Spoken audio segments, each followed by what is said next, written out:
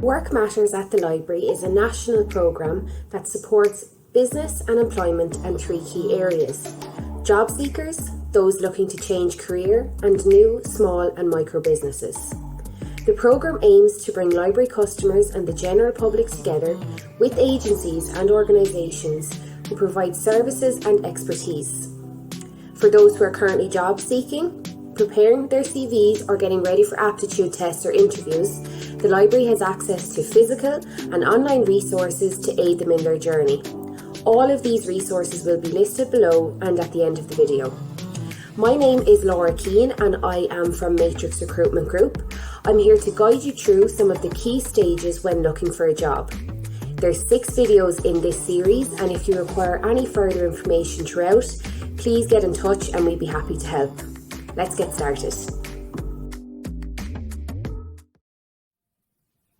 Hi there, my name is Laura Keane and I am from Matrix Recruitment Group.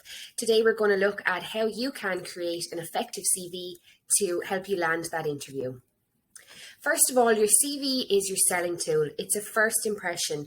You really want to make that first impression count and let the employer know that you're interested in the job. Unfortunately, we can't have one CV for every single job that we apply for. It does have to be tailored for every single job. A good tip is to look at the job that you're applying for, pick out some keywords and make sure that those keywords are incorporated into your CV. Before starting, we want to think of, how we're going to lay out the CV. We want to keep the formatting very simple and easy to follow.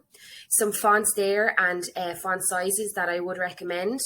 Definitely wouldn't go any bigger than 12. Also keeping colours to a minimum, no images. We want really clear defined sections. Also make sure don't go over 2 pages, because in reality the potential employer would probably not read any more than 2 pages. Spell check is very, very important. Maybe even if you have someone like a family member or friend that could read through it for you, that would be great. A tip here is there's an add-on called Grammarly, which is fantastic. It can go onto your Word or your email and it's like a second spell check, but it also checks grammar as well and gives you some suggestions on how you can improve. So structuring your CV. We want to have it really, really clearly defined, starting with your personal information. I would just put in maybe your email or phone number there. I wouldn't bother putting in like social media and things like that. Personal statement. So this is, I suppose, your opener to say why you are suitable for the job and why the potential employer should consider you. Career history, starting with the most recent, working back. Make sure to include start and end dates, and also just make sure that these are legit and that you're checking up, that you're not just kind of making it up as you're going along. Making sure to put in any skills that you have. This is really important, I suppose, to give an all-round view of who you are as a person. Your education, I wouldn't bother going back as far as junior cert. Leaving cert is probably enough, and then some courses or degrees that you've participated in as well. Interests and hobbies, again, this should not be overlooked because it does give a really full round view, I suppose, of who you are as a person. Your references, you don't need to list them. It's just going to take up space on your 2 pages. Here is an example of the layout of a CV. Again, as you can see, it's really clearly defined and really easy to read as well. I would suggest copying this template. These templates are also on matrixrecruitment.ie if you want to download it.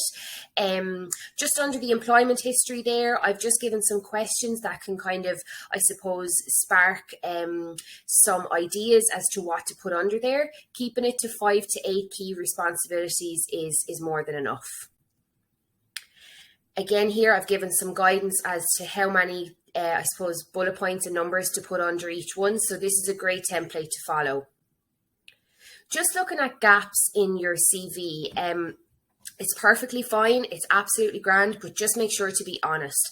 So if you took some time out of work, maybe for personal reasons, maybe you're starting a family, or maybe you were unemployed for a long time, maybe you have no experience, that's all fine. It's just to make sure, I suppose, to use the language correctly on your CV, and also just to be honest.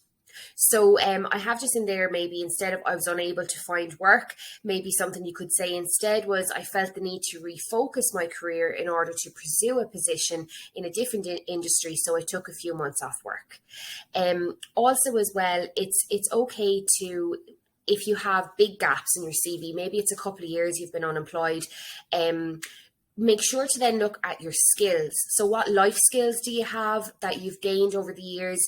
They are really valuable and definitely should not be overlooked. And these can be, I suppose, highlighted more to fill in those gaps. The same if you have little or no work experience. So that's it for creating an effective CV. The next video is finding the right job and career for you.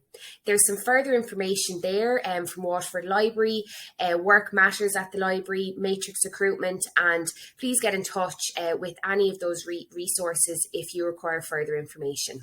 Thank you so much.